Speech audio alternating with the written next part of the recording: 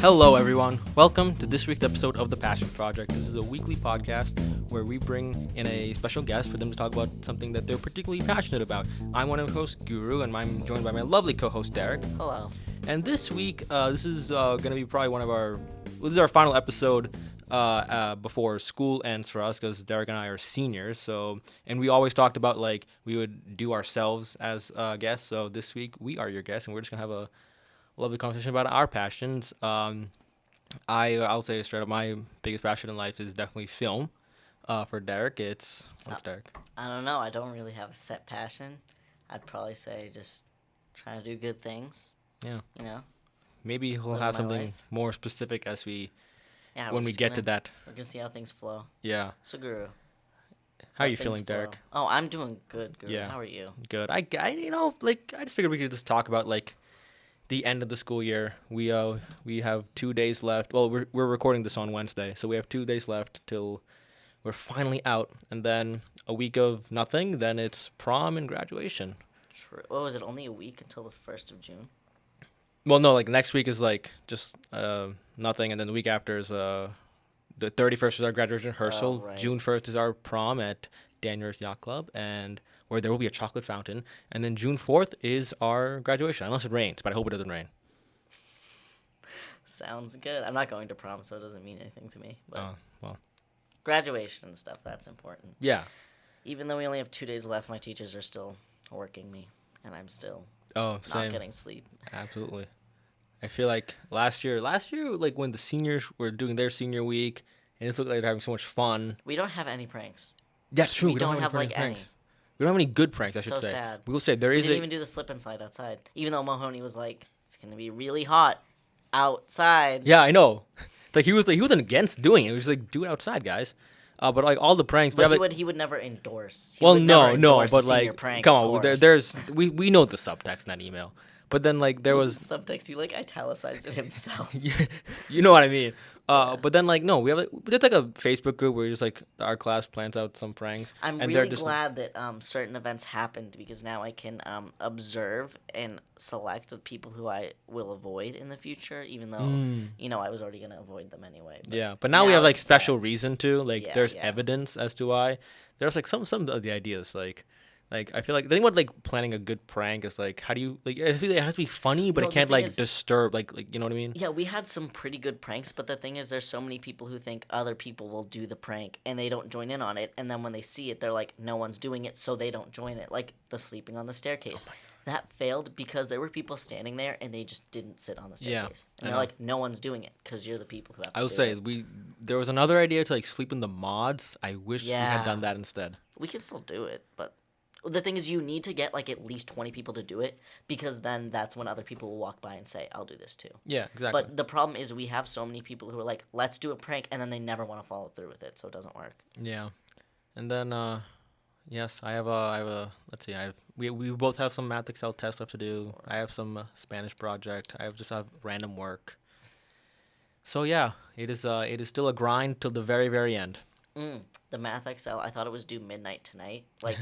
Yesterday, so I was at 11:23, and I was like, I'm not gonna be able to do all these. So I took one trying to use my notes to aid me. Yeah. But not because I would never cheat on something like that.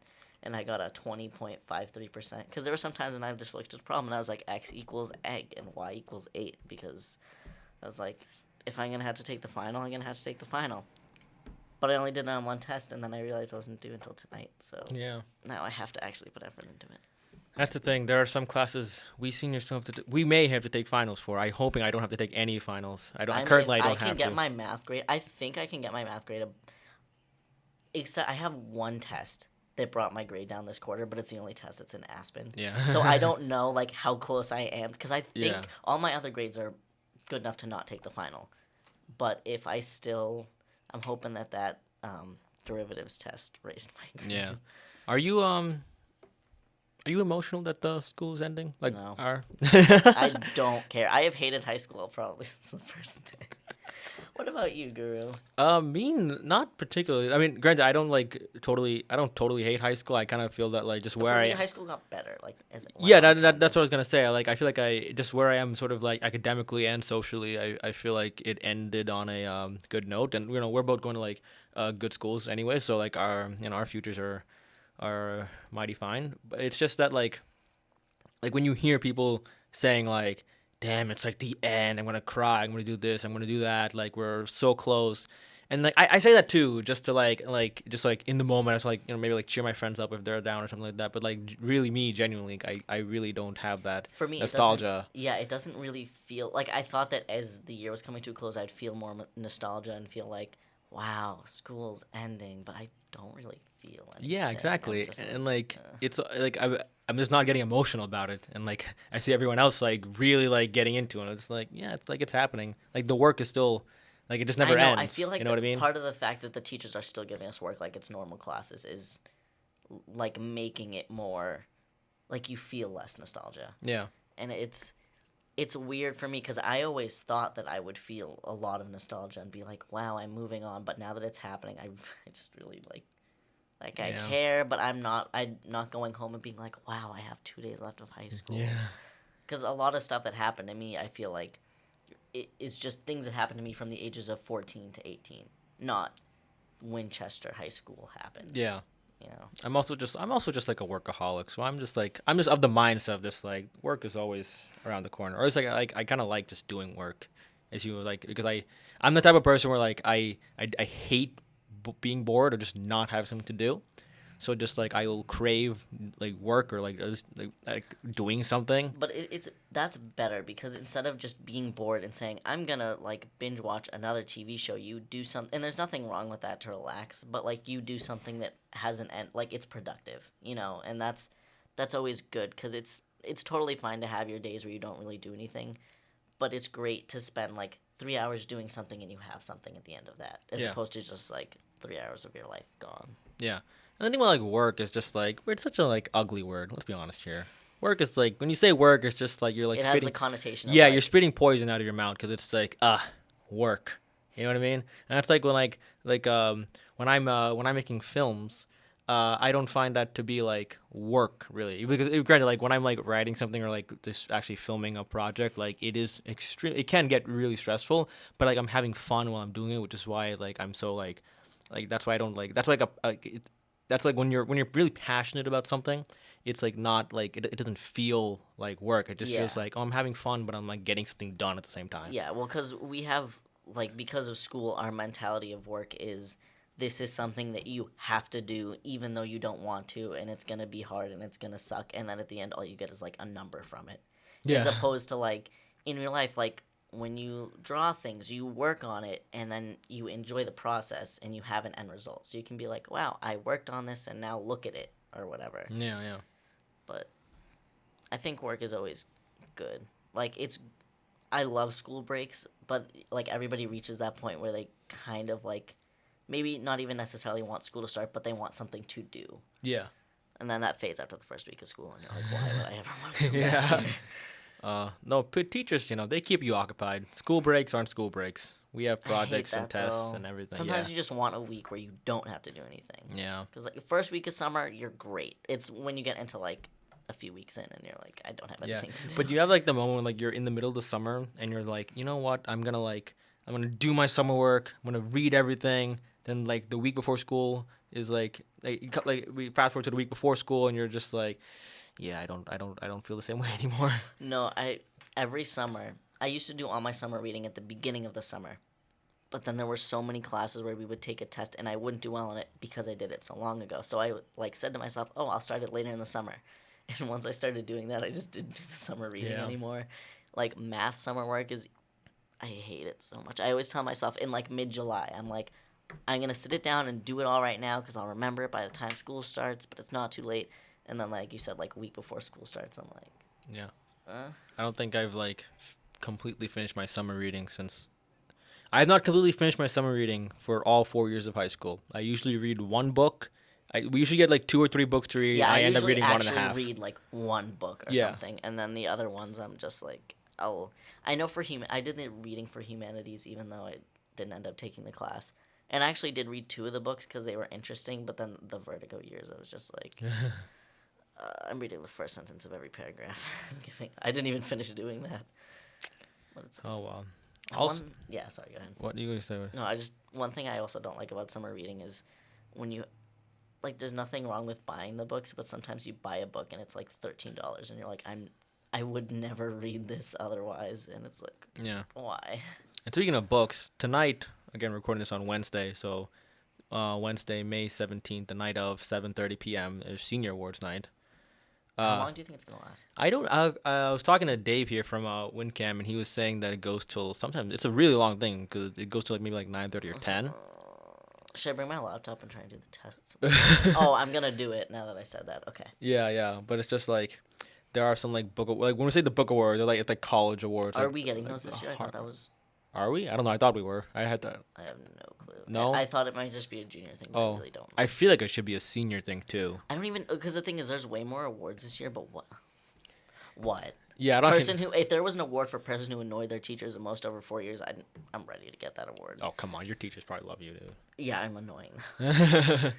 No, but well, the thing about like there are more awards, especially like every class, almost every class like gives them out. Like AP classes like give them out. Like my AP psychology teacher was talking about how he was like he picked out like 14 kids to like give the award. He picked out 14 kids. It was like when, what was it, Mr. Benedetto last year was like top 5 or top 10, and then he picked like 20 people or something. Yeah, exactly. Yeah. Like he had to he thought like these like 14 or 15 kids like really deserved the award, and then like administration told him like he had to keep cutting it down. For like 6, I think he said. Like it doesn't really, because the thing with senior awards is, we were talking about this earlier. There's no cap for any one individual person on how many awards they can get, and then on top of that, there's like the people who get like 1 award at the beginning of the night. They don't know what other ones are getting, so they have to sit through the entire thing waiting. Maybe sometimes it's a person who likes history, so when the history awards come on, they're like, maybe I'll get one, and then they just have to give the whole night, and that was the only one I got. And it's like, okay. I'm friends with some people who are like, I know for a fact they'll probably get like they'll be carrying like a good stack of like 10, 20 by the end of the night, I feel. But it's like there's nothing wrong with that. No, like good for them. No, honestly, like that's really good for them. Exactly, like they deserve it. It but sucks for the other people. Not even in the like, oh, they should get something for participation. But like, you sit there, you get 1 award. You watch the same people get like the 10 different awards. Yeah, and, and they totally like I think they do deserve it, and like I'm very proud of them as a friend, and like they definitely because they put in more work, they should get it. Yeah. But I get what you're saying. Like, it is like kind of like you have that little sucky part. Or even just like give the option, like if you know you're only getting 1 award, you can leave after you get. Because I feel, but if there's someone who like the only award they get is the first one of the night, and then I wish they would like say it in the letter. Like this is not the Oscars. You know what I mean? Like there's no suspense to this. And like, it sucks because I personally don't really care. Like, I wasn't someone who got like 5 awards last year, and I didn't really care. I wasn't even invited to the show last year. There's some people who would would probably take it more to heart, and it's them that I feel bad for. Like, I can handle it, but I know that there's people who are probably like not devastated, but they would be pretty disappointed if they went to an award show and got like 1 award. Even though the fact that they got an award in and of itself should be like a wow, I got an award thing. Yeah. It's weird. But yeah, high school guys. When you put in all that effort for 4 years so you can get like a piece of paper that's like 6 inches by 4 inches on But you know what? Again, the people who do pick up a bunch of those or even 1 of those, you deserved it. You deserved everything. Like you, Guru. Yeah. Oh, I have to say though, one thing I hated about the book awards wasn't even it was the fact that like each one came with its own like little mini speech. So giving 1 book award took like 2 minutes or so, like more than 2 minutes. So it was like, okay, we get it. This book is from like Princeton or something. Like, okay, and like they're all variations of the same thing. It's like this person dedicated themselves academically and they're a good person. And you're like, I know this just goes to the person with like this number GPA, but okay. So, shall we finally start talking about passion? Our passions. Hey, we're talking about something we're passionate about. We always talk about like school related things. Exactly. When we do these things, we've had so many great conversations before we started. Yeah. Honestly, I wish there was like a pre-show to the Passion Project where you could just like listen on like what we're talking about with like the guests. Hey, in the future we can just start recording the moment we get down. And Yeah, then, I think that's what we should we do. can cut it and do compilations or whatever. You know? Yeah, totally. Yeah. Let's really expand this brand, guys. Actually, I have This no idea. brand. Yeah, We should make Passion Project shirts sometime over the summer. honestly, like, why not? Like the logo could. the logo we have is so cool. Great, it's like, dope. come on.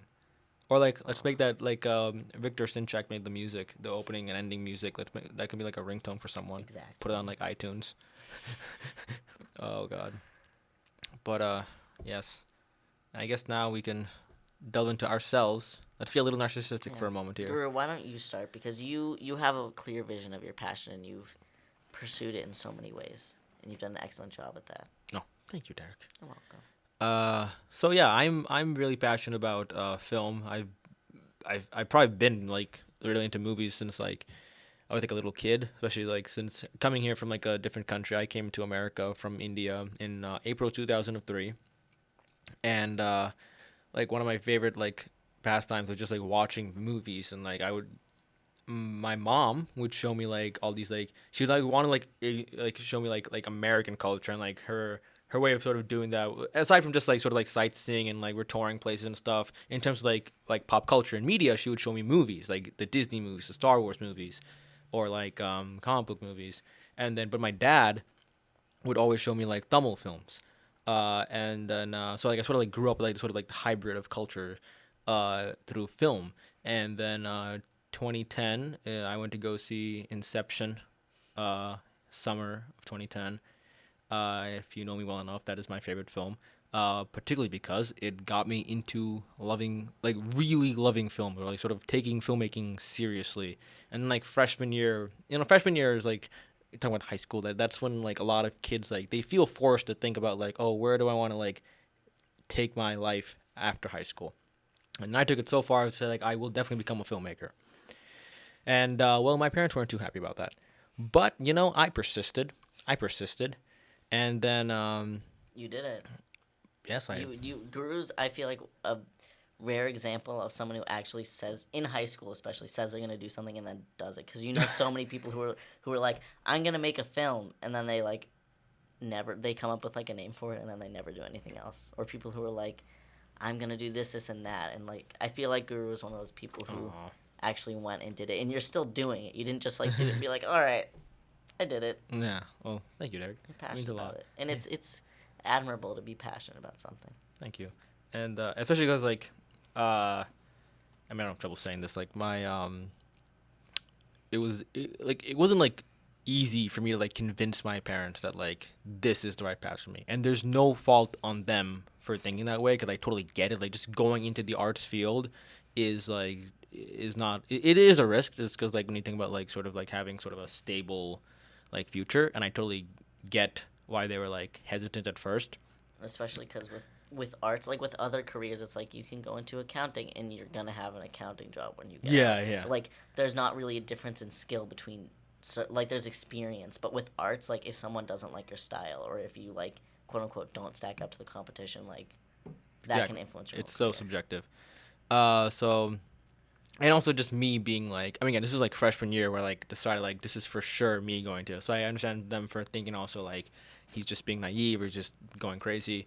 But then I did persist, and then junior. Well, actually no, I made a couple of like small like short films, but they weren't like really all that great in like my TV video class. But I'm glad I made them because they were really bad, and I'm glad I just started out bad, and then because like later on when I sort of like started making like more, like I already had all this experience on me, so then like when I started to like actually make them and I posted on YouTube and stuff, they were actually like I felt they were actually good quality, especially because like when you with a lot of like art things and other things, people have this mindset that they want to wait until they're good to start doing things, but you just have to start doing it. Exactly. Like, speaking a language, you can't wait until you know it well enough. Like you just have to start speaking it. Like you will not get better until you just do it. Exactly. You know? Exactly. Experience is like everything. And then junior year is when I made probably what I'm like a lot of people sort of like in the school at least like know me for, is like my documentary Hyper, which is like about the academic culture of Winchester High School, and then after I made Hyper is when I started making like these short films, like also just like under like on YouTube, like The War Room, Gifts, Day Before, and I really want to thank like my close friends who are like in all these movies, because first of all, like they are actually they're great actors. Like they don't like like people like when they just say to themselves like, oh, I suck at acting, I'm sucking at this or that. No, you guys are listening to this, you are awesome at acting. And also they're just like they're just so like, I love you because you're generous and like you're like willing to like do this for me, because I get it. It's not like easy just like going on camera and saying all this stuff that I wrote, but like they're really awesome for doing that. And then yeah, at the moment. Oh, also I before actually starting to like sort of direct, like actually shoot films, I would like write screenplays. I remember that time in middle school when you asked me to be your editor, and I was like, sure. Yeah. And then I was like, I don't really know I can do this. Yeah. But Oh, then- we'll get it. Actually, I'll explain that next. Alright. But basically, I would write screenplay. Well, I mean, I still write screenplays, but like these were like these feature length screenplays of like 90 to like 100 something pages. The one you did, I remember the one you did for your history project. That was on another episode. Yeah. Was it, wait, Amstuds? Yes, it was something? American Studies. Yeah. So like American Studies, like Mr. Kerhayetz is teaches the history portion of the class, and then they had a project on like the Wild West, and then like it was like a creative project, but like you had to like explore like the history, realities, and myths of the Wild West, and then so I wrote a screenplay about like these like this like actual like cowboy, like not the cowboy you see in the films, like what a real cowboy was like, but he decided to become a bounty hunter so that he could like collect a sum of money. And then also that year for Mr. Waddell's class, I wrote like it was like I think like 99 pages. So it was like like a post-apocalyptic type thing about like these two sisters who are like caring for like this kid in like apocalyptic Detroit, even though Detroit is like it's already like pretty apocalyptic. But like even before that, I would like English projects. Like I wrote like Scarlet Letter for Pickett. We had a career project on that. I wrote a screenplay for that. I write screenplays just on my downtime. But yeah, that's the thing. When you're passionate about something, like you were saying earlier, it's not work. Yeah. For you, it isn't like, I have to sit down and write this screenplay before I can start filming it or whatever. It's fun in and of itself, Yeah. and you enjoy it. And I'll say this up front, like when I first started writing scripts, like they were absolute garbage. But then again, it's all about experience, because the more you do it, the better you get at it, and you learn from your mistakes. And we'll talk about now that film that Derek was talking about, like sort of end of 8th grade was when I first conceived the idea. It was like my first script, it was gonna be my first movie. It was this thing called Crazy, awful title first of all. It was about this No, kid. I remember, wasn't there a time when you asked me what's the opposite of nostalgia? And I was like, Yeah, I don't know. I don't remember. I don't actually know what I was thinking. what would the opposite of nostalgia be, though? Like thinking of the future and you're not fond, you're like, I don't know. I don't know. It's like a retrospect or something like that. I don't know. Retrospect is still the past. Well, I know, but like, I don't know. I Okay, really don't it know. doesn't matter. Whatever. We didn't It was name- it we was didn't it was name an it off. that. First of all, it was just an awful idea. Wait, didn't you pick like Reminiscence at some point or something? Yeah, but I It's just kept, crazy. I Okay, it's just crazy. stuck with Crazy. I just stuck with Crazy, and it was like the first screenplay I ever wrote, which was like, oh god, how long was it? It was like the first draft was like 100 pages. I banged it out, and then like I remember you shared the Google Doc. I with me. shared it with people, and I was like so proud of myself. I was like, oh man, I can't believe I actually did this. This is awesome. And like it was just understandable for me to like, oh, actually, like I did this. And then I come back to it like 2 weeks later, and I'm like, oh god, this is awful. This is really, really bad. And then I make so many revisions, and then the actors was a huge struggle, because like obviously like who's just gonna like randomly like just say yes, like for sure we will be in this thing for you, and like being in the film of like that's like sort of length in terms of like scale, it's like hard to get anyone to like commit to do it. And also just like me like having like it was gonna be like my first thing, so I haven't like proven myself to like anyone like, oh yeah, for sure, like if we work with Guru it'll be like great, like so like you never really know. And then like so for like a good like I think like I finally dropped it at the beginning of sophomore year. I stuck with it for so long because I really wanted to make it, and like so many actors dropped out, and some dropped out and came back, dropped out, came back. I had to like locations were like all over the place. I was making so many changes to the script. It came to the point where like I had to like take characters out of the script just because like the less characters you have, the less actors you need to find. So, but then it came to a point where I'm glad I dropped it because I felt that like one, it was just sort of like impeding me from sort of It was holding you back from yeah moving forward with like a new project or something. yeah, exactly. I think like restricting me creatively, and it was also just like think about like I thought it up like end of middle school, like summer before high school started, and the fact that I still stuck with it, I felt like just sort of on a personal level, just like for me to sort of mature and like focus on other things in my life, and other like, just like projects, I had to like give it up, and I'm glad I did because like after that, like I started just like writing other scripts and focusing on other ideas, and then the year after I made Hyper. So yeah, and then I'll be going to college for dramatic writing, which is like screenwriting slash TV writing slash playwriting, but my emphasis will be on like screenwriting. And I still plan on like making like short films like in college, and then hopefully also I get to make some over the summer with some friends. But yeah, depending on how scheduling works out. And it's good that you realized like you had to leave it because you're still passionate about it and you're still pursuing the thing, but you didn't let that one like tiny project, not that it was tiny, but like you didn't let that thing like prevent you from doing things. And I just remember it was like Humans of WHS in like the 9th grade. They asked you, my God, and yeah. like you're still doing film, which is I love that. That's amazing. Yeah, well, that's the thing. I feel like if you're passionate about something, it's okay to like. It's okay to like have bumps in the road for whatever you're passionate about. It's okay if you need to like give up one aspect of it for like because if you're not really giving the whole thing up, like just like giving up this part for like another part to advance. And there's a ton of people who are passionate about things and have had falling outs with that thing. Like people who have been really into writing, but then like stopped writing for a long time and started writing again. Like artists who like didn't draw for years and years and years and then started drawing when they were like old or whatever. There's so many things, and a passion doesn't have to be I'm passionate about this thing forever, and every single thing that I start I finish and it's perfect all the time and I'm amazing at it like in everything I do. Like there's always learning even with something that you like. Exactly. I mean, obviously not that there's not learning. I don't know what I was yeah. No, I get what you're saying.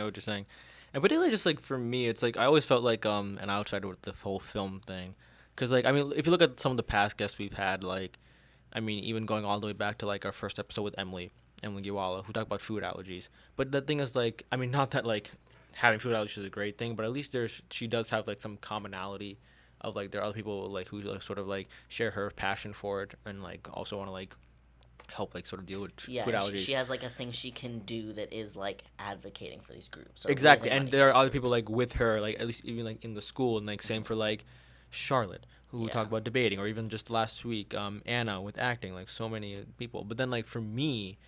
and we can definitely say this in our grade. There are like basically no film kids. Yeah. Like such a small. When you care about even there's like some tech kids, but there isn't like your level like. Yeah, there aren't like people who are gonna like writing or like shooting the movie. There are definitely like if you look at just sort of the drama department, there are like a ton of actors.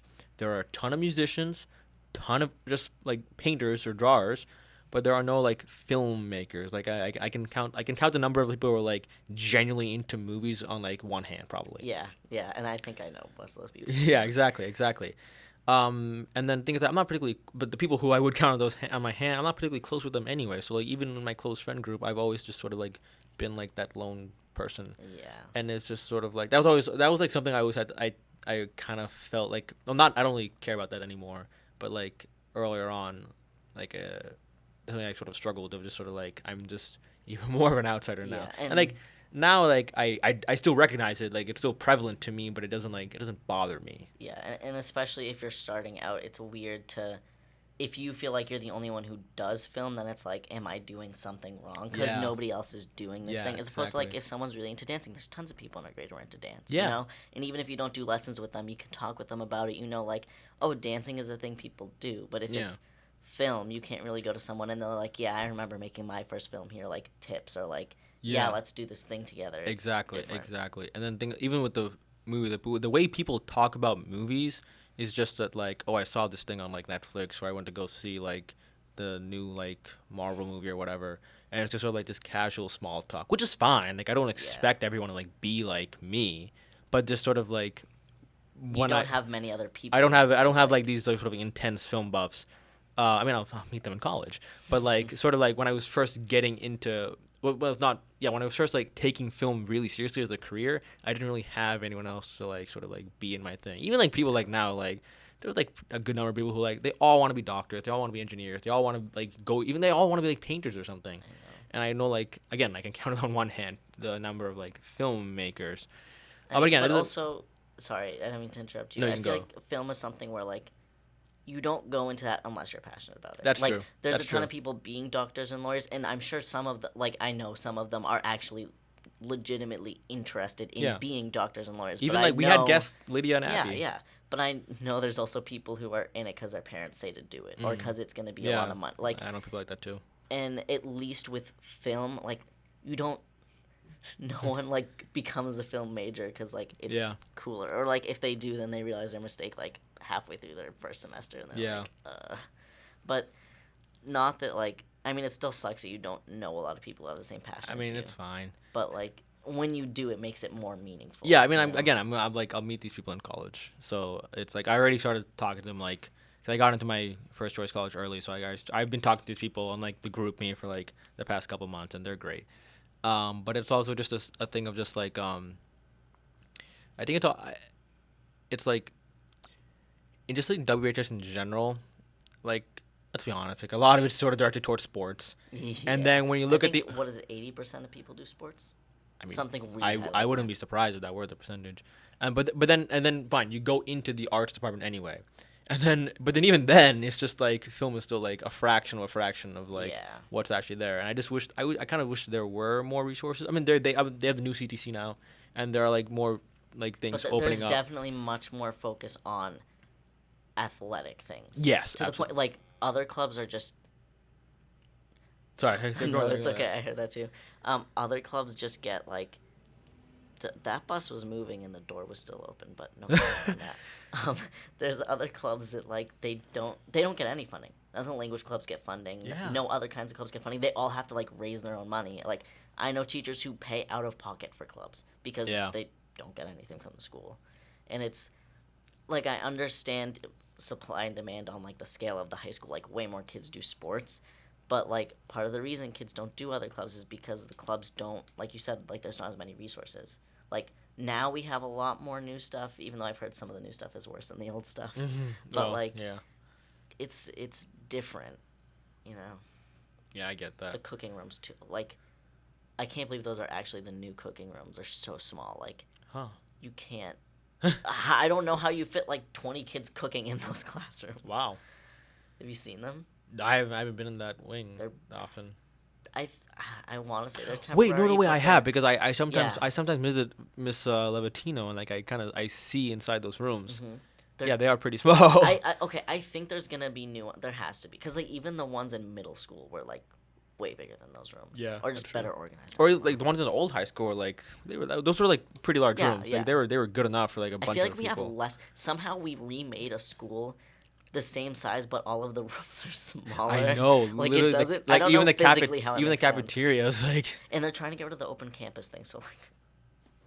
No. Trust me. They're gonna spend 1 week of like there's no room in the cafe. Yes. And they're like, okay.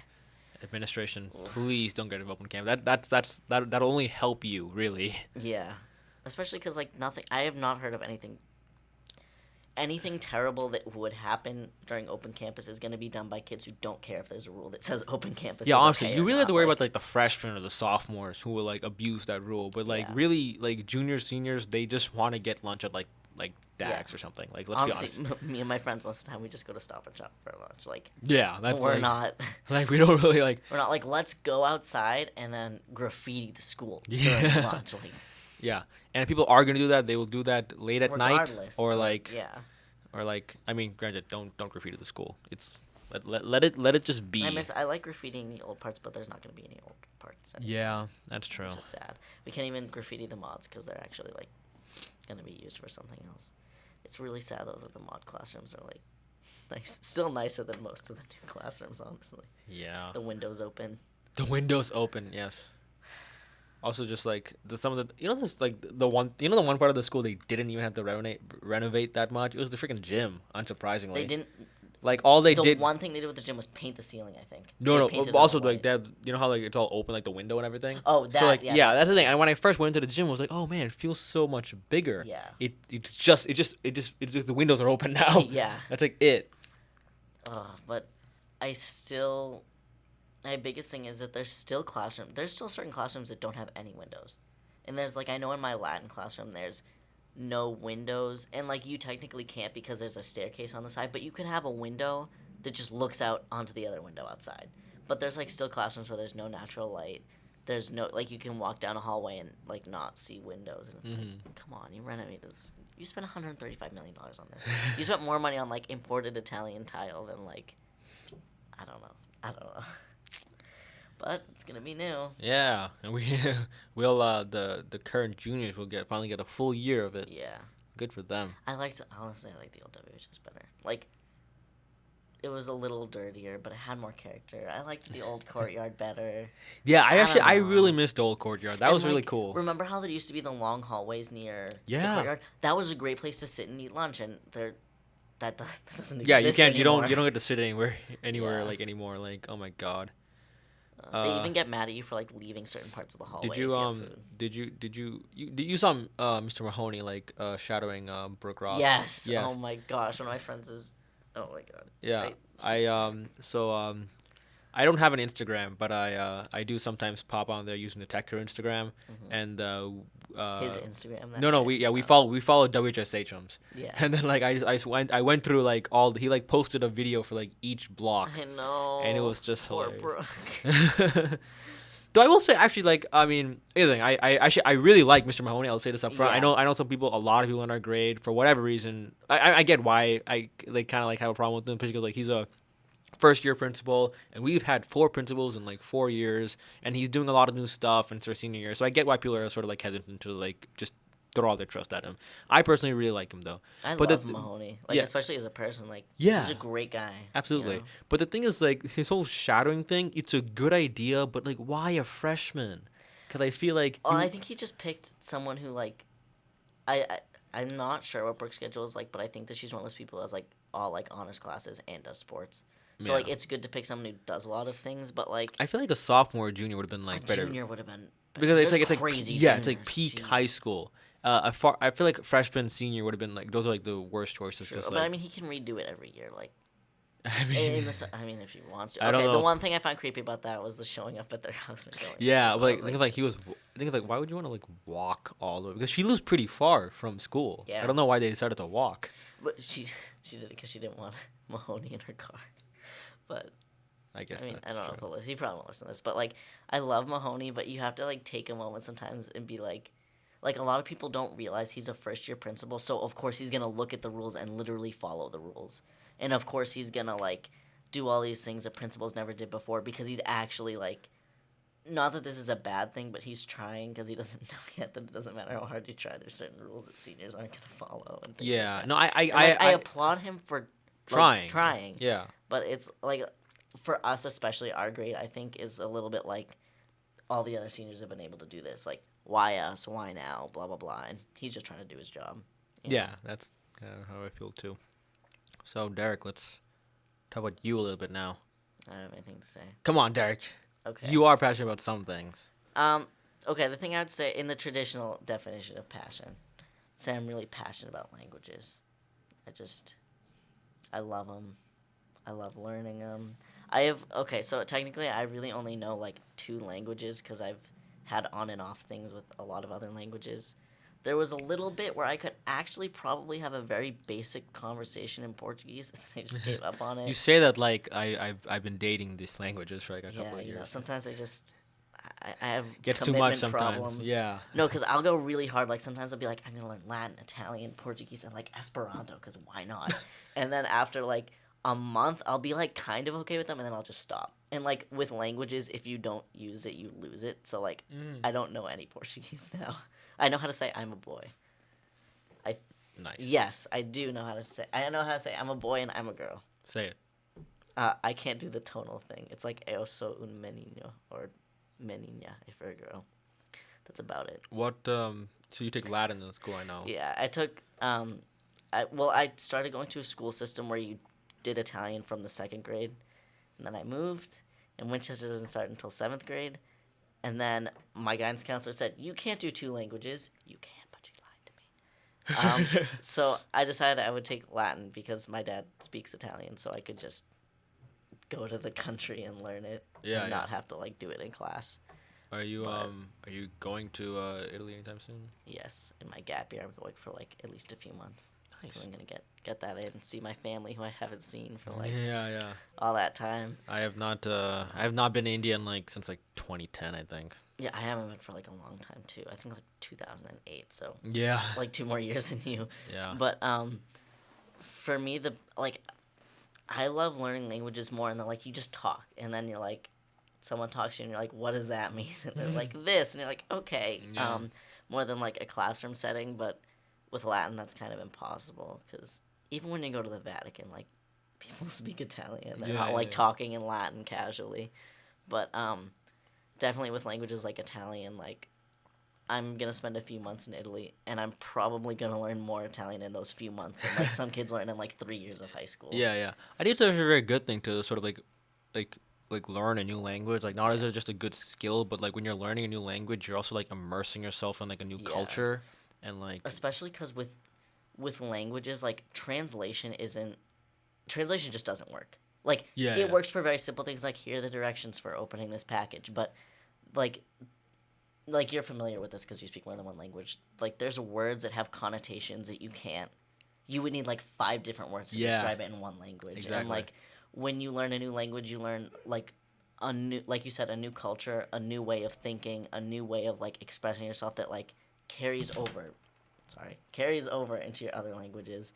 And it's not something that you can like in English, you read novels by different authors, you get different styles, but that's totally different from reading like things in other languages. Yeah. And it's, I don't know. Yeah, and especially in like so in India, the thing about like different languages is that like there are like 20 something, I forget the exact number, like there are 20 something like major languages. Yeah. Of course, like the most spoken is Hindi. I speak Tamil, which is predominantly spoken in like South India. And the thing is like the thing about like Tamil is that like the language is like so like important also just to your culture, because they're just, again, as you said, like they're just some like phrases and like things like terms that like they only make sense in Tamil, or just like even like humor wise, like humor. Or like if you try to, there's so many things that like expressions, if you translate it literally, it doesn't like make like you can't like exactly. Someone's like, what does that mean? And you're like, yeah, it just doesn't make sense in like English or like Spanish or whatever.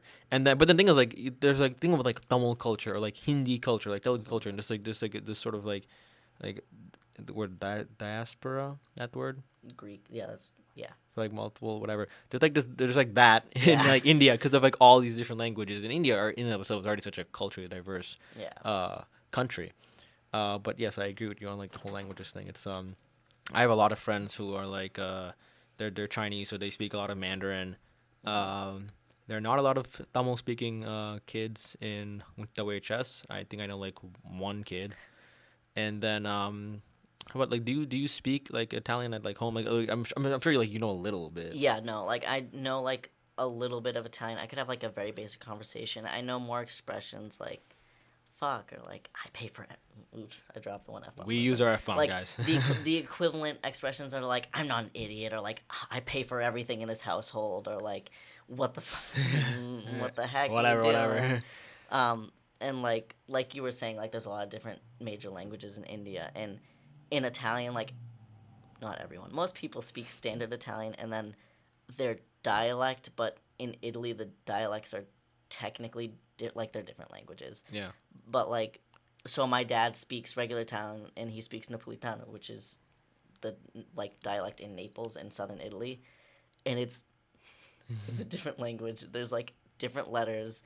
There's some people write it with literal Greek letters in there, and I don't know what they're doing. Yeah. But like, I have an aunt who she does not speak in standard Italian.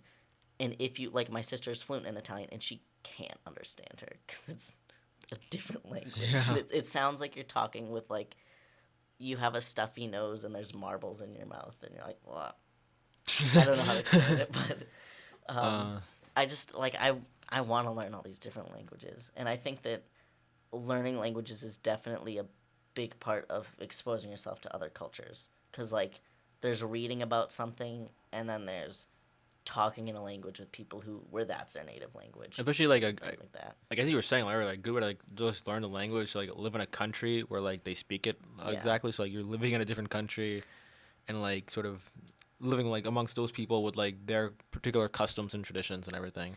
Yeah, because I mean, I was reading this really. I've like read books on languages before, and the human brain isn't made for translation. It's not made for thinking in your head, okay, well, this is English. In English, you say apple, but in French, the word for apple is blank. Like, we're made to know multiple languages, but it's not like this is the equivalent to this. You just go and you learn it, and you like that's how you speak. It's like in English, we say, I'm gonna take a shower or take a walk. But in a lot of other languages, you say, I'm going to make a shower or, like, make a walk, which technically makes more sense. But, like, I don't know. Like, you don't... I feel like in high schools when they try to teach languages, they do, like, these are all the equivalent things. And the extent of speaking is, like, a speaking portion on your test. When it should be mostly speaking it. Yeah. And, like, I don't know. Like I do know some language teachers who like they complain about how they have to teach the language in the language itself, and I get like because like I haven't totally loved sort of how we've been taught Spanish. Yeah. But like I mean nothing against my teachers though, like they all do a great job. I think it's just like the curriculum itself that could be probably modified. In a lot of the U.S. like U.S. public schools basically. Yeah. It's like weird, but I know I think a big thing with languages is, you know how like you can pronounce something right, but if you don't say it the right, like io sono un ragazzo, that's not right. Yeah. That's right, but it's not right. Yeah. And there's I'm not gonna say names, but there's an Italian teacher who talks like that, and I never had her, but my sister had her, and she literally switched out of the class because my sister like already knew Italian, and you can't like sit Wait, there. does this teacher still work here? Yes. Okay. Yeah, okay. It's. Yeah, you don't say allowed, anything. We won't say anything. But it's like if you're gonna be a language teacher, you don't need to be like like. A lot of the times, if it's not your like native language, like you're gonna have a little bit of an accent. But to have language teachers like. It feels like they're teaching the student wrong, and you're like, please stop talking. No, but oh god. For me though, it was like I had to learn English when I came here. Yeah. And like I literally spent like all of preschool just like with the English tutor, and then like now at home it's like weird because I've come. You speak half and half. No, I end up speaking more English than I do Tamil, and then like my parents like they also like they sort of mix the English with the Tamil too, but they're like mainly Tamil obviously, and they sometimes get annoyed that I speak so much English in the house. And I do this weird thing where like when I'm talking to like my parents or like just obviously like you and not like other people, like it's just English. Yeah. And then when I'm talking to myself like in my head, like I talk in Tamil in my head. Yeah, so it's like I feel that. Like or one thing that happened to me a lot is when I started really getting into Latin, I would read things in English and pronounce them like Latin in my head, and I'd be like, that's not how you say that word. Mm-hmm. And the growing up with a different language wasn't as much of a thing for me because my dad he's really into assimilation. He was really into the whole like, I'm coming to America, so my kids are going to be American and they're not going to be Italian. And now that he's older, he's like, I wish that I raised you guys with more of your culture. Oh my god. See, But my mom doesn't care, and my dad is like, never forget your Indian culture. Like he's so against Americanization, and like he's also like, I mean, in my household, like my mom and I aren't that religious, but my dad is pretty religious, and he likes to go to temples and everything, and sometimes like I go with him, and but like I like how he's like that though, because I think it is important to just sort of like always like. The other thing is like just like living in this country, like just like it's America. Like, yeah, America's probably the one country you can immigrate to and like really not need to assimilate. Like it is the American like We're all immigrants. Yeah, no, that's Unless true. you're Native American, Yeah. like you're an immigrant. Yeah, Like, that's true. But I meant more on the lines of like when my parents say like you're like so Americanized and everything. But the thing is Yeah. like when I'm interacting with like with just like people on like a daily basis and like just literally like physically that's how we look. Like and I already feel like it's always in my face that like I am Indian. I am not also, like especially because it's Winchester. I know I But, know like, I know but even like I like go to like other I mean, places. yeah, no, I And I know like you but mean. like I am Indian and like I'll never like be able to forget it Yeah. anyway and I don't want to forget my culture. Exactly. Like you shouldn't. Like my dad has never been able to forget his culture either. Because like, I mean, he spent the first you spent the first 28 years of your life in a country. Like you're not like Yeah, I'm totally gonna forget everything. yeah, exactly. But like when I was young, my dad was especially like I don't. He wanted his kids to be American. You Yeah. know? But I think it's way better to rate, especially because there's not really like Yeah, an it's better American to like have like a culture. hybrid, like Yeah. know how American culture works, but like retain your like if you are like an immigrant, like retain your Yeah. sort of like and because of the Right. fact that America is mostly immigrants, like there's like 4th of July is probably the most quote unquote like American culture thing. There's not like oh like here are native songs and like all these other Yeah, things like yeah. that. You don't really have that in America, and like that's fine. It's not like if you just consider yourself American, like that's dumb. But if you can have your kid have more than one culture, it's not like each one is like lesser because there's two of them. Like Yeah. no, it's like you can have multiple cultures. It's better. Yeah, it is better. I totally agree. It's- Cultural diversity is important, people. It is, especially because if you are never exposed to another culture. Yeah, honestly, I Not feel a good bad way for to like some live people. your life. I know, I feel bad for people who are like, I mean, as you were saying, like for a town like Winchester, granted, great town for anyone listening, but like it is a it can feel like a bubble sometimes. Oh, I remember when I.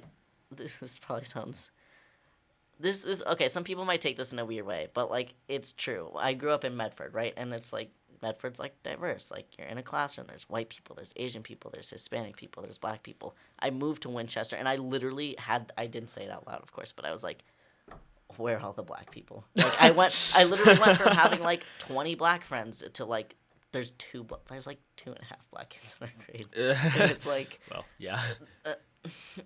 No, I totally get what and you're it's saying. not it's not like oh it's bad that there's like all these white people like no but it's weird because there's some kids who grow up their whole life and they see like I 10 black I people in totally their entire feel you town. on that. Like me, like Yes. I lived in Quincy, then I moved to Woburn, then I came to Winchester. Actually, fun fact, I went to 3 elementary schools when I was in Woburn. But like when I was in like come to Winchester, literally like the first day of school at Morocco, great school by the way, but first day of school, and then one of the kids in my class immediately comes up to me and asks me like, so like, are you like so and so's brother? And I'm literally like, I'm like the new kid. I've never seen any of you guys before. Like why would your brother go to school there? And Yeah. then you just Like, don't I just go. showed up one day. Yeah. But like, and like, I actually got that question, and not even at the school. Like, I got that question on like summer camps, and like, But the thing is too like well with places like Winchester they're not even doing it to be racist all the time. People just don't know. Like, no, oh no, yeah, they this is literally this is not a racist town. No, This is not a yeah, racist yeah. town whatsoever. It's just that like they again, have like such little exposure. this that is they like literally it's don't just that know. sometimes the town can feel like a bubble, and it is Exactly. a predominantly white town. There's nothing wrong with that. But like, there's, yeah, like just talking about race, like I feel like so many people are uncomfortable with it. Like there's nothing wrong with admitting Winchester's mostly white town. There's nothing wrong with admitting like acknowledging people are of different races, but like because it's mostly white, I think a lot of people Yeah. just get very like if they haven't had exposure to it before, they think that like every conversation about race has to be like white people are bad and racist Yeah. instead of just like acknowledging like just racial equality, guys. yeah. And it's so weird because it's hard to have a conversation without someone thinking you're either being a social justice warrior or being racist, Yeah, which is yeah. weird. Like, No, it's like let's have a conversation. yeah, And I felt that way, like sort of like taking that your passion relating back to mine. When I made one of my short films I made over the summer is called The War Room. It was called The War Room, and it was just like it was like around the time of like the summer when there was like a lot of sort of racial tension because there were like prevalence of like shootings and the whole like Black Lives Matter thing was sort of like at its peak. And particularly like I made this like movie where like it was like some people were having like a business meeting and they were like discussing like some sort of action, a construction project. But the thing is like they're all speaking different languages, and it just sort of like I really like the idea for that, by the way. Yeah. When I saw it, I was like, "This is so cool." Thank you. But it was like and, like my intention behind it was like exaggerating how we have like a sort of like bear because like everyone just wants to push their agenda, push they're like just like motivated. They're motivated to like help themselves and not like find a problem, of like find a solution to the problem. And that was just sort of like my sort of exaggerated of doing that, and also showing like I mean all those kids who are in the thing, they're all just friends of mine. And it's also showing like how sort of diverse like this town can be. Yeah. Because they're all speaking different languages. And like the thing is, I feel like some kids are definitely, not that this is like horrible, but like I feel like you're partially robbed of an experience if you aren't exposed to a lot of diversity, because you don't get the chance to be exposed to other cultures until like you go to college for the first time. And then it's like, I'm sure for some people who have only grown up in Winchester, it can be very weird. Yeah. I mean, I've heard stories of a girl who like worked at a soup kitchen. Like she grew up in Winchester and went to a soup kitchen in like some nearby town, and she was like so shocked at like I don't know, the fact that there were homeless people in Massachusetts. Like I'm not really sure, but that's because we've seen it. Yeah. But like I don't know. I think it's always important to, even if you feel like, oh, I'm not racist or I know about these things, like expose yourself to other things. Like, exactly. All the time. There's no excuse to not be learning more about other people. Like we're the same species. We kill each other so much. Yeah. Well, on that note, thank you so much. It was a great conversation. Yeah, absolutely. And we'll see how many more episodes we'll be doing over the summer. I hope we can like continue doing it. I don't know if we'll be able to do it every week. No, every week probably not gonna happen, but we'll definitely we'll find guests. I mean, if something we need to figure out our schedules. We need to like we need to graduate, and then we'll see what happens with the passion project. But I would definitely love to continue it when we get the time. But yeah, thank you so much, guys. Be sure to subscribe on YouTube for all our other episodes, and yeah, so we'll see you later.